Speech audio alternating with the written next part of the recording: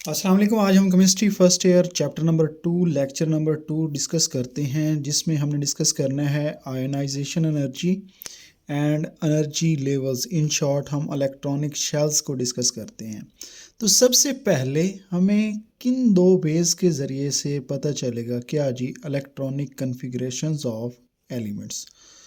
A major difference between electron in different types of shell is their energy. कि वो कहते हैं कि जो सबसे मेजर डिफरेंस है इलेक्ट्रॉन्स का डिफरेंट टाइप्स ऑफ शेल में, वो है उनका एनर्जी का डिफरेंस।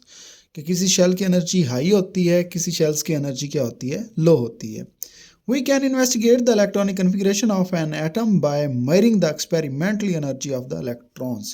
कि एक्सपेरिमेंटली अगर हम मेजर करें इलेक्ट्रॉन्स की एनर्जी को, तो फिर हम उनके इलेक्ट्रॉनिक कन्फिग्रेशन जो है एटम्स की, वो फाइंड आउट कर सकते हैं। This can done by measuring the ionization energy.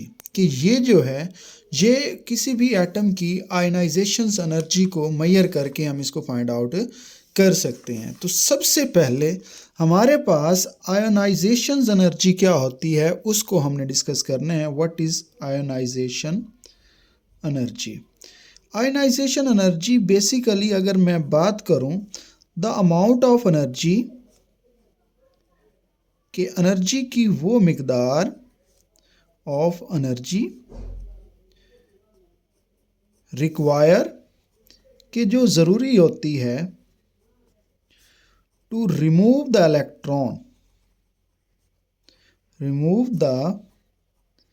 electron from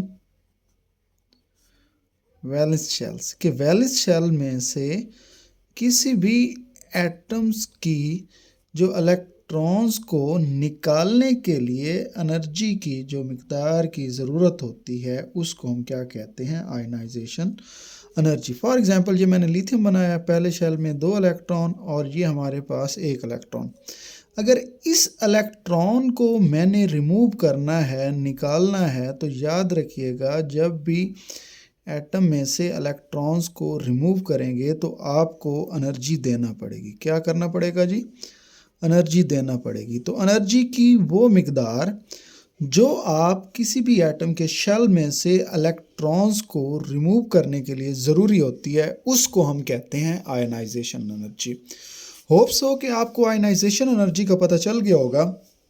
अब ये जो आयनाइजेशन एनर्जी है, इसको हम यूज़ करते हैं और इन्वेस्टिगेट करते हैं उनकी electronic configuration of element in दो वेज से।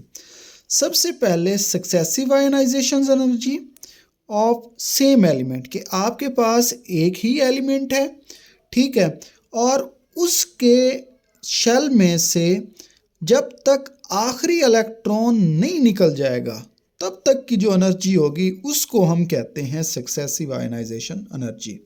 पहला तरीका ये है। दूसरा तरीका है जी first ionization energy for different elements. के आपके पास एलिमेंट मुख्तलिफ हैं, ऊपर एलिमेंट एक ही था, उसमें से हमने आखिरी इलेक्ट्रॉन निकालने तक, जब तक उसमें न्यूक्लियस बाकी नहीं बच जाता, तब तक की जो एनर्जी थी उसको हमने कहा था सक्सेसिव आयनाइजेशन एनर्जी। अब जो दूसरा है कि हमारे पास डिफरेंट एलिमेंट्स हैं, इन डिफरेंट एलिमेंट्स में हम फर्स्ट आयनाइजेशन जो एनर्जी होगी उसको डिस्कस करेंगे। तो उसमें जो डिफरेंस होगा उससे हम electronic configurations of elements find out कर सकते हैं। तो सबसे पहले हमारे पास successive ionization energy of same element, कि आपके पास एक ही एलिमेंट है और उसमें आप एनर्जी देते जाएंगे और इलेक्ट्रॉन्स को रिमूव करते जाएंगे। फॉर एग्जांपल, हमारे पास एक एलिमेंट है X, इसमें से जब मैं एक इलेक्ट्रॉन निकालूंगा, पॉजिटिव चार्ज आएगा, इसको हम फर्स्ट आयनाइजेशन एनर्जी कहेंगे। फिर जब इसमें से दूसरा इलेक्ट्रॉन निकलेगा तो ये सेकंड आयनाइजेशन एनर्जी। फिर जब इसमें से तीसरा इलेक्ट्रॉन निकलेगा तो ये थर्ड आयनाइजेशन एनर्जी। इसी तरह जब तक सिर्फ उसका न्यूक्लियस नहीं बच जाता, तब तक की जो एनर्जी होगी उसको हम कहते हैं successive ionization energy. For example, हम बात करते हैं यहाँ पे, आपको यहाँ पे एक डायग्राम नज़र आ रही होगी। ये है हमारे पास मैग्नीशियम एटम एलिमेंट। अब यहाँ पे आपके पास पहले शेल में 2 इलेक्ट्रॉन, दूसरे शेल में 8 इलेक्ट्रॉन और तीसरे शेल में 2 इलेक्ट्रॉन। 2 और 8 10 और 2 12 इलेक्ट्रॉन्स थे। अब यहाँ पे देखें कि हम इसके वैलेंस शेल से स्टार्ट करेंगे, पहले एक इलेक्ट्रॉन निकालेंगे, फिर दूसरा निकालेंगे और इनकी जो आयनाइजेशन एनर्जी होगी उसको हम नोट करते जाएंगे। तो फिर हम उससे क्या नतीजा अखज़ करेंगे वो हम देखते हैं। अब यहाँ पे हमने जो ग्राफ प्लॉट किया है वो successive ionization energy of magnesium's का है, ठीक है जी। We can continue to remove the electron from an atoms के वो कहते हैं सक्सेसिव आयनाइजेशन एनर्जी में आप उस वक्त तक इलेक्ट्रॉन्स को रिमूव करते रहेंगे जब तक सिर्फ उसका न्यूक्लियस नहीं बच जाता। We call this sequence of ionization energy is called successive ionization energy. ये जो तरतीब है जिसमें से मुसलसल इलेक्ट्रॉन्स को आप रिमूव करते जा रहे हैं, इसको हम कहते हैं successive ionisation energy. The successive ionisation energy clearly arrangement of electrons in shells around the nucleus. तो ये जो आयोनाइजेशन एनर्जी है ये शो करती है इसका मेन पर्पस क्या होता है। आपसे पेपर में ये पूछा जाएगा what is the main purpose of successive ionisation energy. तो this is the main purpose of successive ionisation energy to show clearly arrangement कि इलेक्ट्रॉन्स की तरतीब को वाज़ेह तौर पे बताएगी शेल्स के अंदर अराउंड द न्यूक्लियस, न्यूक्लियस के इर्द गिर्द। फॉर एग्जाम्पल फर्ज कर लेते हैं कि हमारे पास ये मैग्नीशियम एटम है। अब इसके बैरूनी शेल्स में 2 इलेक्ट्रॉन्स हैं, ठीक है। ये हमारे पास थर्ड इलेक्ट्रॉनिक शेल्स। तो जब हमने सबसे पहले यहाँ पे पहला इलेक्ट्रॉन निकाला कम एनर्जी देना पड़ी, जब दूसरा इलेक्ट्रॉन निकाला तो इससे ज़्यादा एनर्जी देना पड़ी। उसकी क्या वजह थी? उसकी वजह ये थी कि जब आपने पहला इलेक्ट्रॉन निकाला तो ये जो न्यूक्लियस था इसकी ये जो इलेक्ट्रॉन्स हैं इसके ऊपर अट्रैक्शंस और ज़्यादा मजबूत हो गई थी, पकड़ और ज़्यादा हो गई थी, जिसकी वजह से हमें एनर्जी ज़्यादा देनी पड़ी। और जब एनर्जी ज़्यादा देनी पड़ी तो उसके लिए इसकी अमाउंट थोड़ी सी बढ़ गई। अब क्या हुआ जी कि जैसे ही अब यहाँ पे देखें ये हमारे पास है जी न्यूक्लियस मैग्नीशियम्स का, ये पहला शेल जिसमें 2 इलेक्ट्रॉन्स, ये दूसरा शेल जिसमें 8 इलेक्ट्रॉन्स, 2 4 6 और ये 8, और ये हमारे पास तीसरा शेल जिसमें 2 इलेक्ट्रॉन्स। तो ये पहले को निकाला, इसको हमने फर्स्ट आयनाइजेशन एनर्जी का नाम दिया। ये जब दूसरे को निकाला तो ये थोड़ी सी इससे एनर्जी हमें क्या देना पड़ी जी, हाई देना पड़ी। इसका मतलब है कि ये 2 इलेक्ट्रॉन्स निकले, फिर जैसे ही हम तीसरे को निकालने लगे तो उसके लिए अचानक एनर्जी ने क्या कर दिया जी, जंप कर दिया। ये यहाँ पे आपको ये जंप शो हो रहा है, ठीक है। जैसे ही आपने थर्ड इलेक्ट्रॉन्स निकाला तो उसके लिए अचानक से जो एनर्जी है वो इंतहाई हाई देना पड़ी। फिर जैसे ही हमने फोर्थ इलेक्ट्रॉन निकाला तो फिर एक पैटर्न में आ गया, थोड़ी सी उससे हाई देना पड़ी। फिर 5 इलेक्ट्रॉन्स को उससे थोड़ी हाई देना पड़ी, फिर 6 इलेक्ट्रॉन्स को उससे थोड़ी हाई देना पड़ी, 7 इलेक्ट्रॉन्स को उससे थोड़ी हाई देना पड़ी, 8 इलेक्ट्रॉन्स को उससे, 9 को उससे और 10th को उससे थोड़ा हाई देना पड़ी।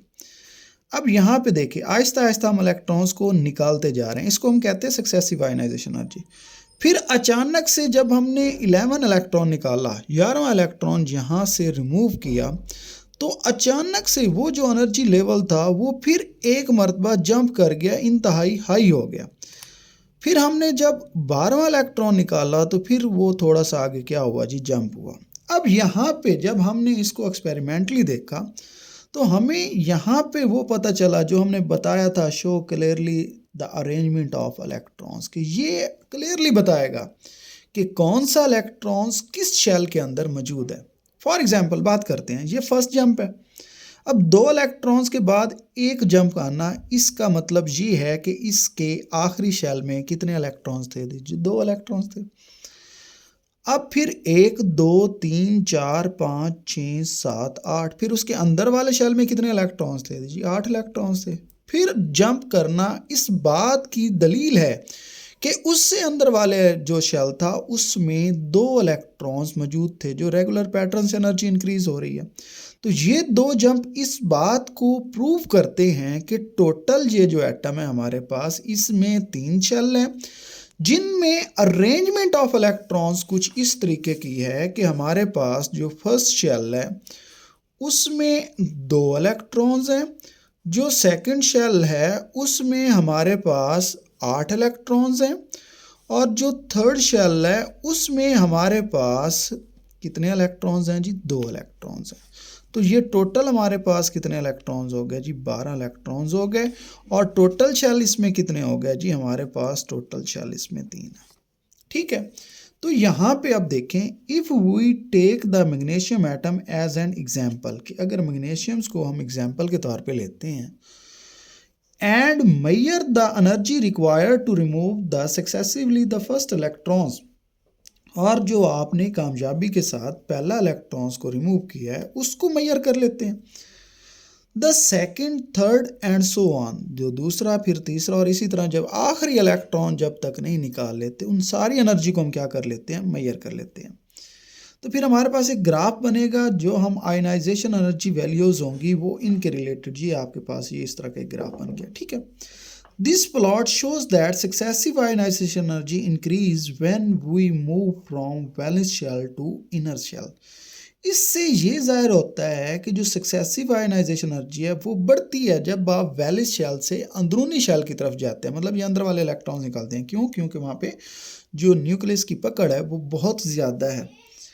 When we move from valence shell to inner shells, first 2 electrons are removed from the outermost shells and require low energy. पहले 2 के लिए आपको लो एनर्जी की ज़रूरत थी for their removal, but a large increase, फिर क्या हुआ जी? large increase हुआ occurs when the third electron is removed, जब आपने ये थर्ड इलेक्ट्रॉन को क्या किया जी? रिमूव किया। दिस इज बिकॉज, जी इसलिए था, when 2 electrons of the outermost shells have been removed, कि जब बैरूनी शेल से आप 2 इलेक्ट्रॉन्स को क्या करते हैं जी? रिमूव करते हैं from the shell that is much closer to nucleus, उस शेल से जो न्यूक्लियस के क्या था जी? बिल्कुल क्लोज था, न्यूक्लियस के बिल्कुल करीब था।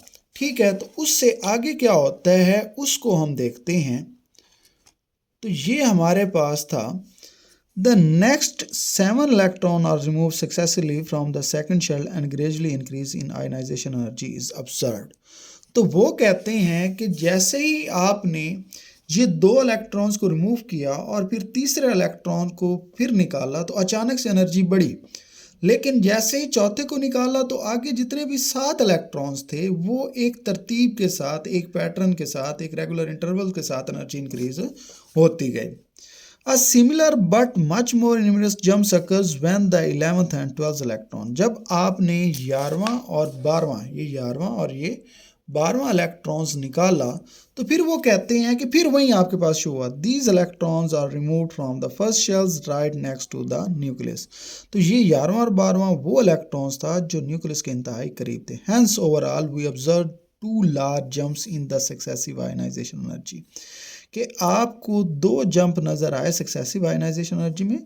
ये जो 2 जंप हैं ये सक्सेसिव आयनाइजेशन एनर्जी में एक बहुत अच्छा सबूत है कि जो इलेक्ट्रॉन्स हैं मैग्नीशियम एटम्स के अंदर वो एग्जिस्ट करते हैं 3 डिफरेंट शेल्स में, कि उसमें 3 मुख्तलिफ तरह के शेल होंगे। तो वो बात हमारी प्रूव हो गई जिससे हमने कहा था कि बेसिकली हमारे पास 2 तरीके हैं जिन तरीक़ों के ज़रिए से हम ये बता सकते हैं कि जो इलेक्ट्रॉनिक कन्फिग्रेशन ऑफ एलिमेंट्स है वो क्या है और उसमें कितने कितने इलेक्ट्रॉन्स और किसी भी एटम के अंदर कितने शेल मौजूद होंगे। तो ये था हमारा आज का लेक्चर। अगर आपको वीडियो अच्छी लगे तो हमारे चैनल को सब्सक्राइब करें, बेल आइकन पे क्लिक करें। अपना ख्याल रखिएगा। अल्लाह हाफिज़।